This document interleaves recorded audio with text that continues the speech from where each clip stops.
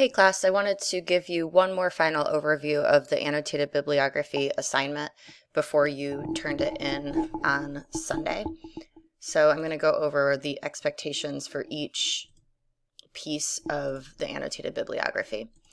So remember that you need 3 sources for your annotated bibliography. One of those needs to be a newspaper or a magazine article. One needs to be a credible website, and then the third source is your choice as long as it's credible. But remember, you may not use your timed writing number 3 source in your annotated bibliography. So your final annotated bibliography will have 3 sources. The format, let me pull that up a little bit. The format that you want to use for your annotated bibliography is MLA format. And what that means is that you're going to put the sources in ABC order based on the first word in the citation.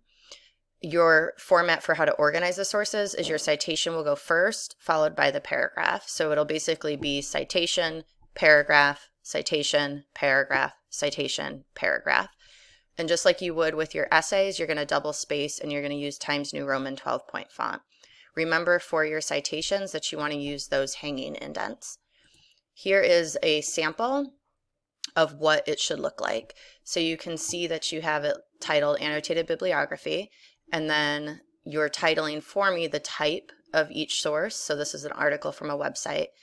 You have your citation with the hanging indent right here, and then you have your annotation below. So then if this continued, the next thing would be the citation for the second source, and the paragraph, and then the citation and the paragraph. For your actual citation, remember you're using MLA format, you're not using APA. You want to remove the hyperlink format from the URL. So if your font is blue and underlined right now, you need to remove that hyperlink format so that the font is consistently black. You want to include your access date. That's the date that you accessed the source, and that's going to be the last thing in your citation. And you'll actually type the word accessed, and then you'll have your date, and remember to end your citation with a period. Also, when I was looking through the rough drafts, there were quite a few errors on capitalization, so just remember to double check the capitalization rules for MLA for titles, and you can find those rules on page 131 in Little Seagull.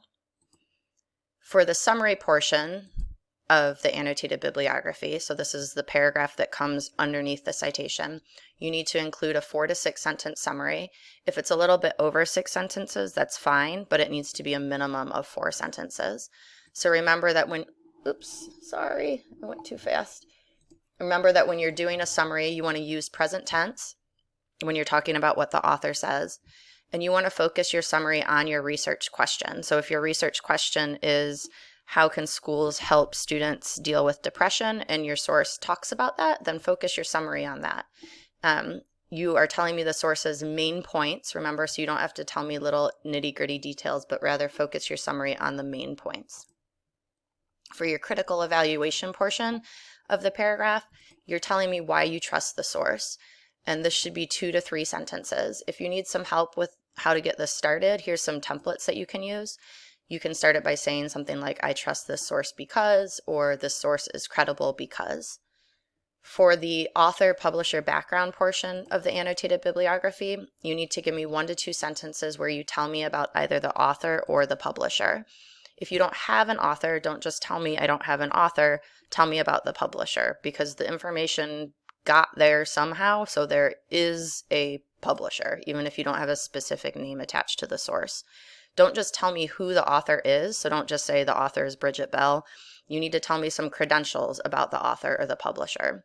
If you end up pulling directly from a source, so say you find like a biography on the author and you end up pulling something word for word from the source, make sure you use quotation marks around that information. Finally, and this is important because you guys did not have to do this in the timed writing, so I think some of you forgot that you needed to do this in the annotated bibliography. You need to include a plan of use, something where you talk about how you could see this source fitting into your final research paper.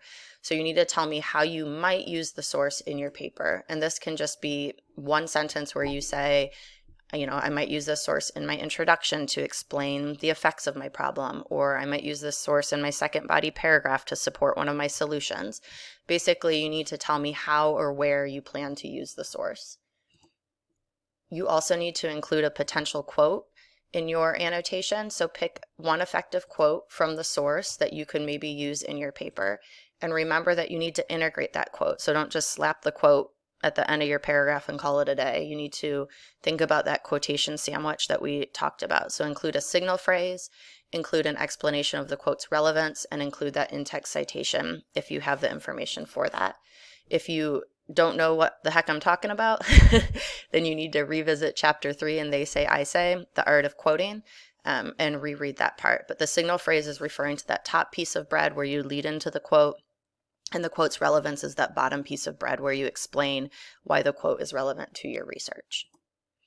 All right, if you guys have any questions, please contact me.